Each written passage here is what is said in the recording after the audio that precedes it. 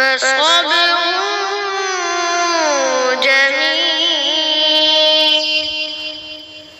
والله المستعان على ما تصفون. وجاءت سيارة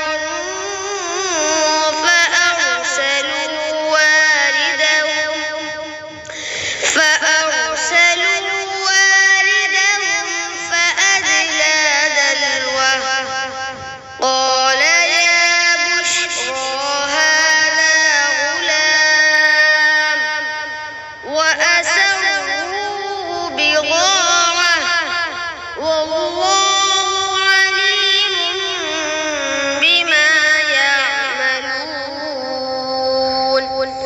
وشروه بثمن بخس دراهم معدودة وكانوا فيه من الزاهدين. صدق الله.